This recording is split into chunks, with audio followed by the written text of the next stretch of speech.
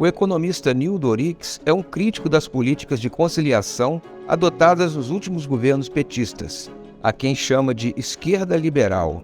Ele disse ao AEPET TV que caberia ao presidente da República liderar um amplo movimento de conscientização que poderia incluir um plebiscito para despertar o povo contra o capitalismo dependente rentístico e promover uma ampla revisão dos processos de privatização das últimas décadas.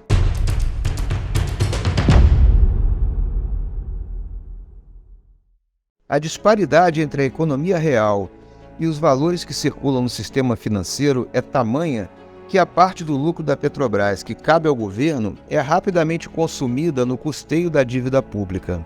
É possível acordar o povo para esta realidade? Mas é claro que sim. Veja, qual é o argumento central da direita liberal que, no fundo, foi incorporada pela esquerda liberal? É a ideia de que a venda das empresas estatais era fundamental para abater a dívida pública interna, contratada em reais. Vamos recordar 2 ou 3 coisas básicas. Em 1994, quando se estabeleceu o Plano Real, não existia praticamente uma dívida pública interna.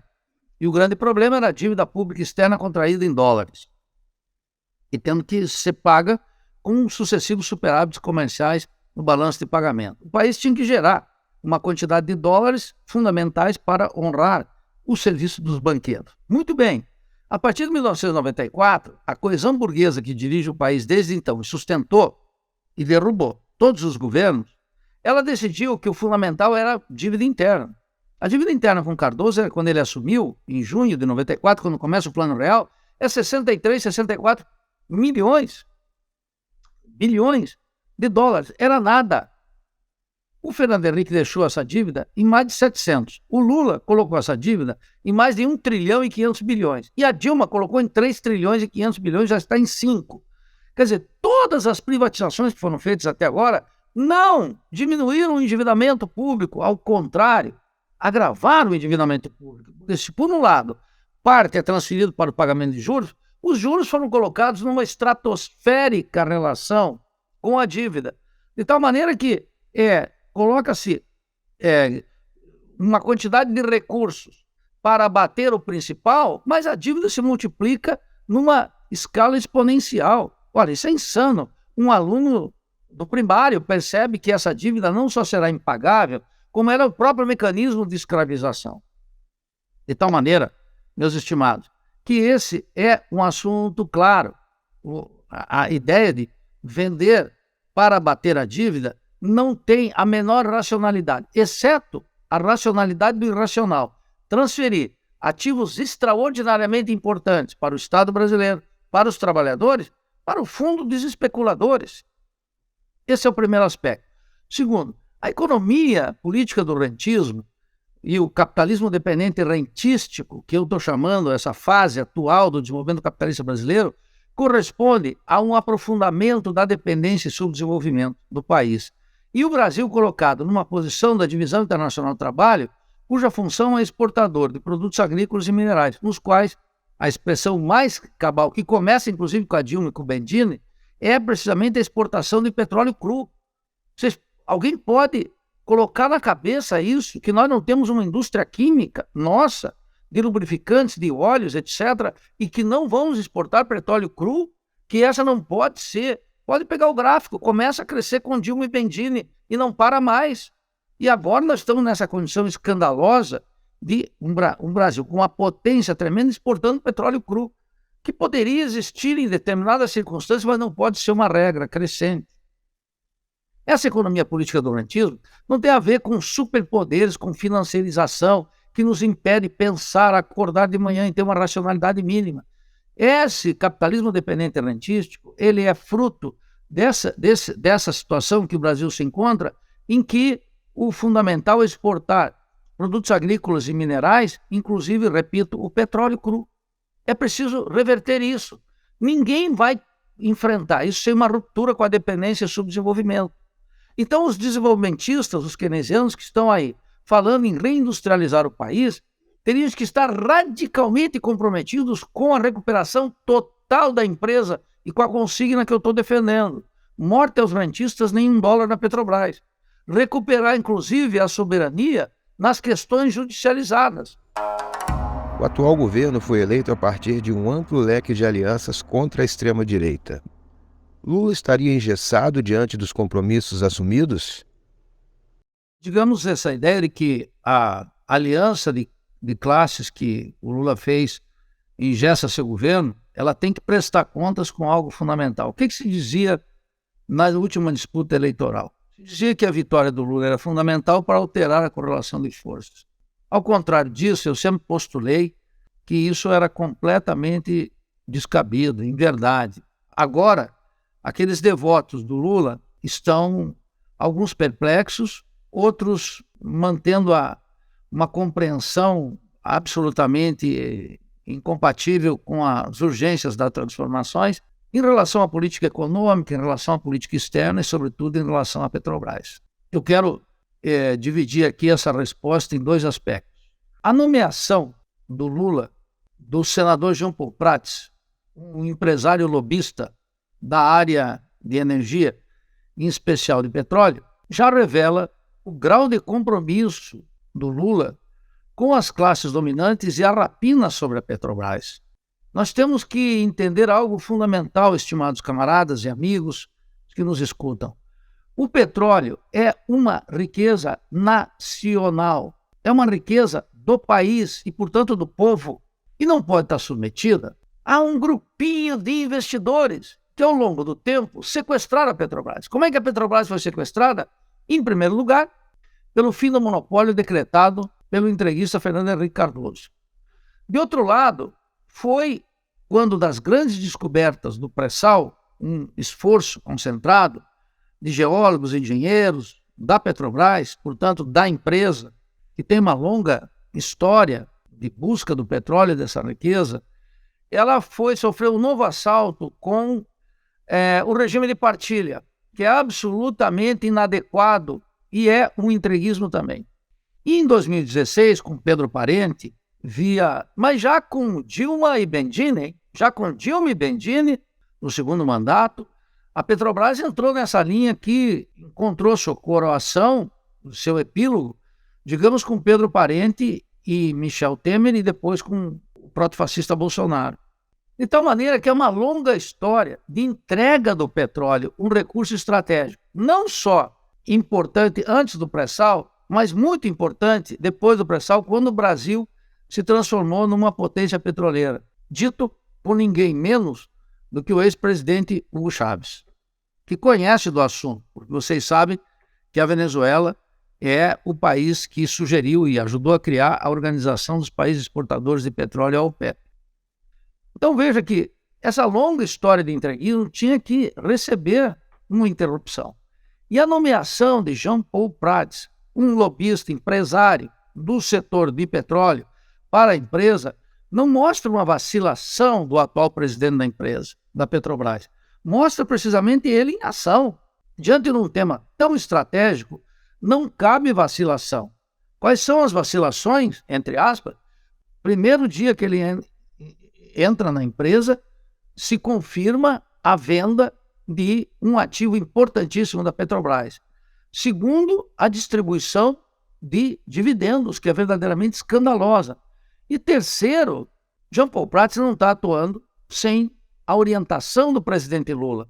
E o presidente Lula tem instrumentos jurídicos, políticos e autoridade eleitoral, venceu as últimas eleições no entreguismo na Petrobras mais descarado e aberto, que eu repito, vem de longa data, para interromper o processo. Tem instrumentos jurídicos e está usando, pasmem, a mesma argumentação que o Bolsonaro usava de que ele não tem maioria na diretoria da empresa. Ele pode atuar, por exemplo, através de medidas provisórias e enfrentar o Congresso Nacional. Porque o Congresso Nacional é um covil de ladrões que vai cobrar um preço infinito. E quando atendido na primeira demanda, já apresenta a segunda e já prepara a terceira. São insaciáveis. Essa é a história daquele covil de ladrões. De tal maneira que a primeira nomeação e segunda atuação objetiva, que você chamou aqui de vacilação, é como esse presidente da Petrobras e a linha decidida pelo governo do presidente Lula está continuando no assalto ao Estado e à Petrobras à luz do dia, passando um prejuízo terrível para o povo, complicando a vida produtiva do país, tornando mais difícil e, sobretudo, contemplando um pequeno número de acionistas estrangeiros que não merecem a menor consideração nossa. E podemos atuar nos marcos da lei, da prerrogativa presidencial, para recuperar o petróleo e a Petrobras. Então, nós temos um contínuo. E como não há um debate público sobre o petróleo no Brasil, nós ficamos, por exemplo, na última eleição, submetidos a uma reflexão, a um debate sobre política de preços. Ora, isso é um sofisma. Não dá para sustentar uma reflexão sobre o petróleo, que é uma riqueza estratégica do país, de valor mundial, a partir de política de preços.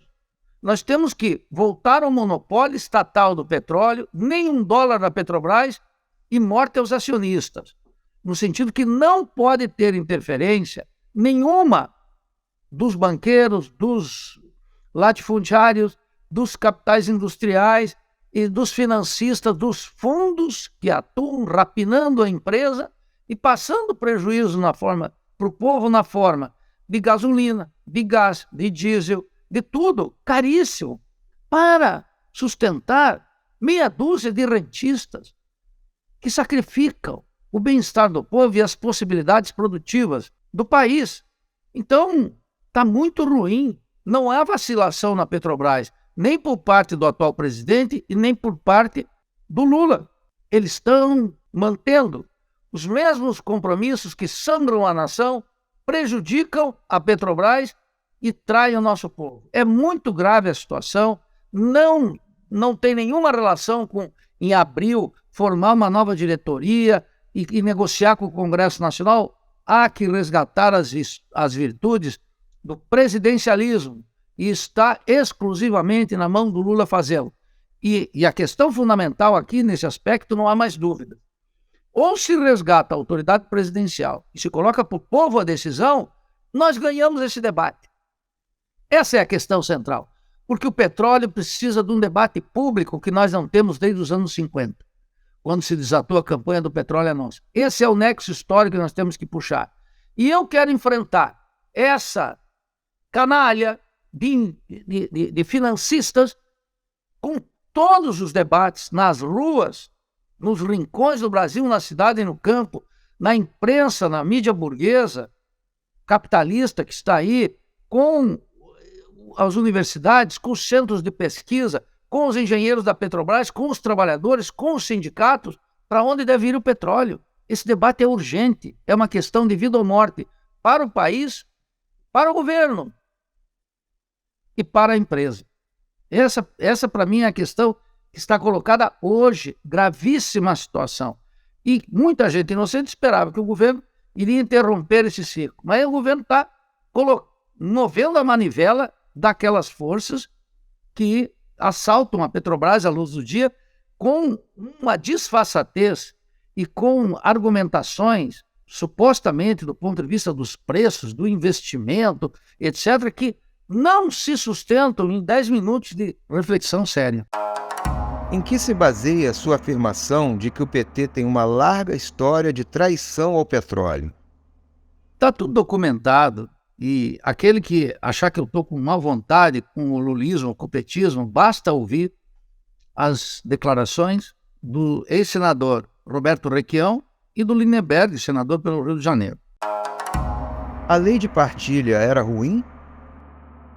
Não era uma lei extraordinária, mas era muito mais importante daquela que foi aprovada através do projeto do senador entreguista de São Paulo, José Serra. E claro que estava tudo certo. E o Planalto, através da presidente Dilma, tinha feito um acordo com o senador Requião, com o senador Lindenberg, de manhã. À tarde, o acordo dançou, esfumou, queimou. E os dois senadores subiram na tribuna do Senado, perguntando de que lado estava o governo. Se eu não estou equivocado, foi 33-31 a votação. E temos senadores do PT que faltaram, e da base do governo que faltaram, e outros pularam para o lado da proposta do José Serra.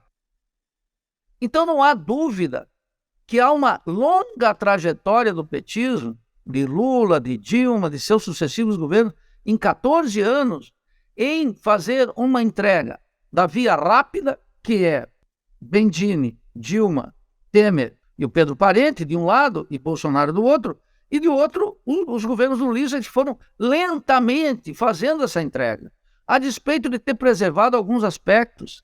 E o episódio que você está me recordando aqui é muito eloquente a respeito de uma decisão tomada pela ex-presidente Dilma, que foi um ataque à Petrobras e uma abertura para essa rapina que permitiu que, de maneira desinibida, o governo do corrupto e liberal Michel Temer, sob a coordenação de Pedro Parente e depois de Bolsonaro, sucessivos presidentes e os generais entreguistas, fizesse esse assalto final, que é uma burla do nosso povo, dando bilhões em dividendos e nós pagando gasolina, óleo diesel, gás, caríssima para sustentar essa rapina.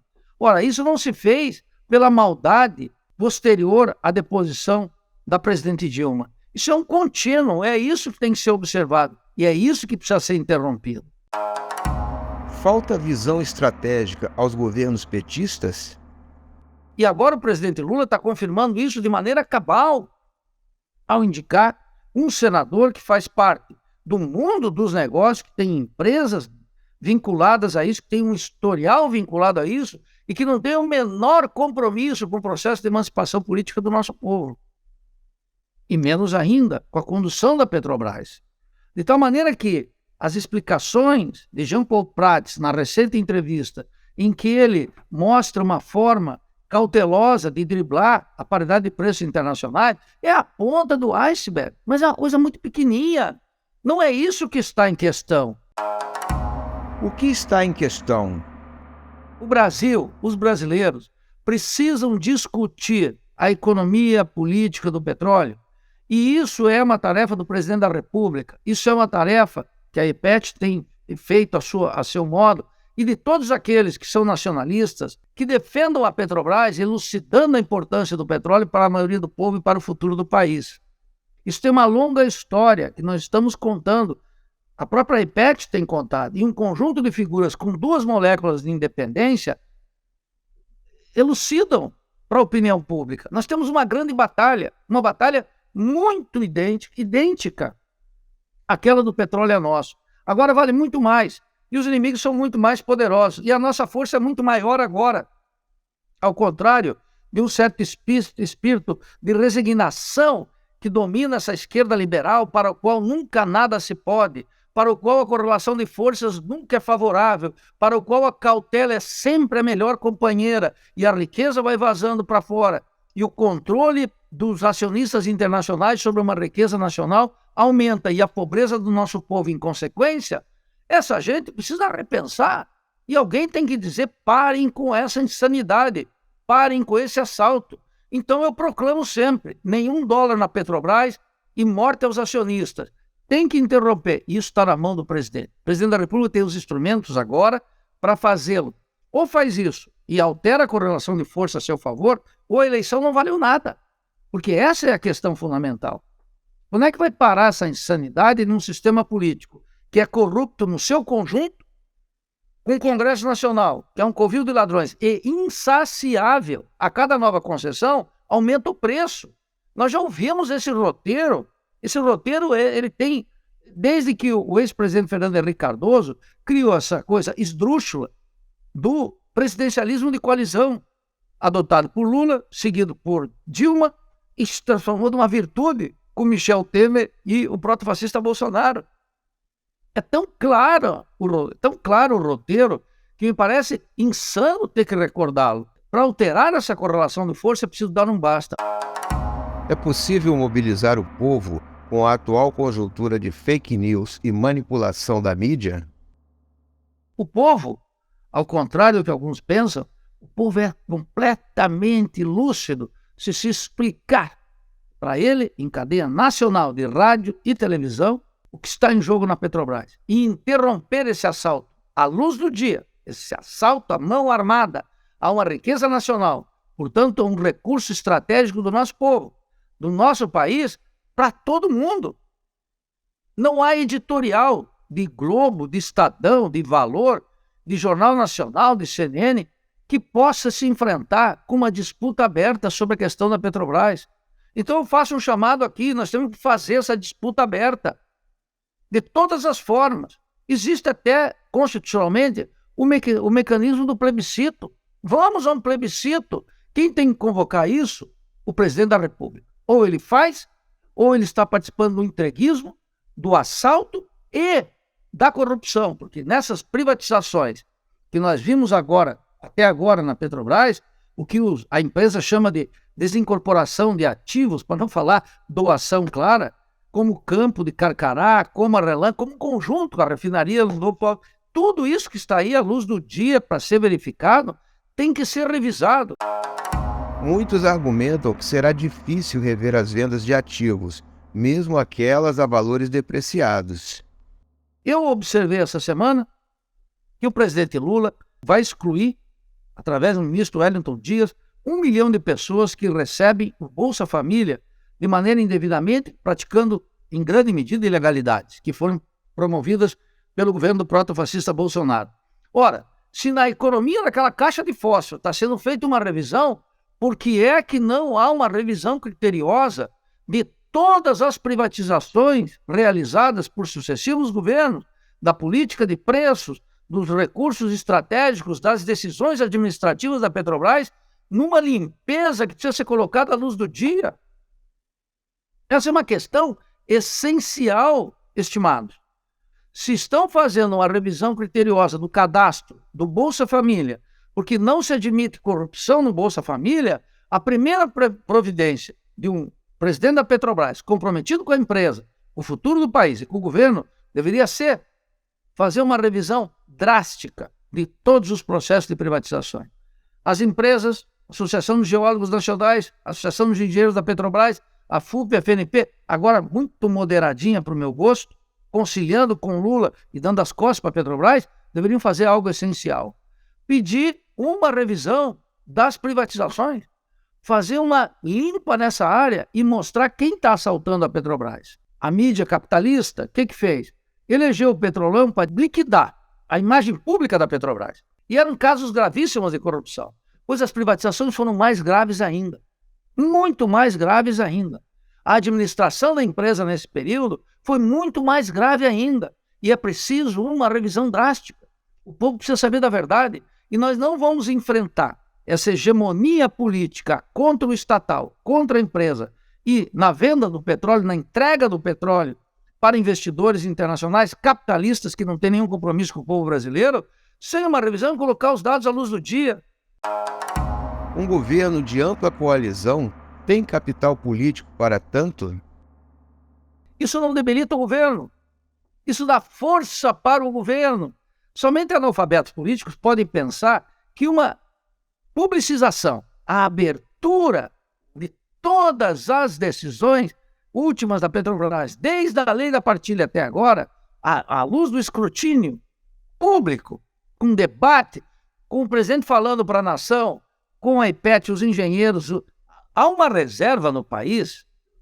O povo não sabe o que é a economia política do petróleo, e menos ainda a economia política do rentismo que nos domina, mas o povo aprende rapidamente, desde que o presidente convoque, a sociedade civil se mova, os sindicatos, as associações, os movimentos, todo mundo pode se mover. A universidade, nós nos moveríamos, desde que tenha uma convocatória. A ausência dessa convocatória, mais do que uma avaliação equivocada sobre correlação de forças, é uma cumplicidade com o roubo e o assalto à Petrobras. De tal maneira, meu caro, que há que fazer uma revisão. Primeira atitude de um presidente da Petrobras digno seria algo bem simples. Chamar a imprensa, fazer uma investigação a fundo de todas e cada uma das decisões, essa de distribuição de dividendos, e as privatizações, a entrega da empresa, que se acelerou no segundo governo da presidente Dilma, no governo liberal e corrupto Michel Temer e no governo do entreguista e proto-fascista Jair Bolsonaro. Essa revisão precisa ser feita urgentemente, radicalmente, até o fundo e até o fim, colocar a verdade para o povo. E vamos para um plebiscito. Vamos para um plebiscito sobre a Petrobras. Nós venceremos esse plebiscito e alteraremos a correlação de forças. Aqueles que estão buscando estabilidade no governo, conciliando com os criminosos, com aqueles que estão contra o povo, são cúmplices do resultado que será inexorável. A degradação do governo a corrupção da prática parlamentar e a debilitação da empresa. E o mais importante é a entrega de uma riqueza nacional extraordinária que está baseada no fato de que é uma riqueza nacional estabelecida através de preços internacionais. Essa diferença é fundamental. Calcule. Nós vamos discutir isso com o povo. O povo será capaz de entender diante de tantas informações contrárias? O preço de extração estará em $20 do barril e o mercado mundial está pagando 80, 86, teve 140 e até mais. Imagine se o povo não vai observar que essa franja tinha que estar no almoço, na janta, no transporte, na escola, na educação dele imediatamente. O petróleo, a renda petroleira tem que estar na mesa do nosso povo e não é para comer só 3 vezes ao dia. É para ter ciência, tecnologia, cultura, saúde e educação compatível com a riqueza do país, não é renda. Renda é um conceito contábil. Eu estou falando de uma riqueza, que é um conceito da economia política. Nós precisamos fazer essa disputa urgente, é inadiável. Se quisermos pensar não só no futuro, dá algum sentido para fazer política no presente. Porque eu não vou ficar discutindo quinquilharias aqui entre nós. E repito, se o Bolsa Família, que é desse tamanho, consumiu nos anos áureos do petismo 0,47% do PIB, merece uma revisão, como é que nós não vamos fazer uma revisão desse roubo à empresa, desse assalto permanente, nesse saqueio permanente que o nosso petróleo está submetido?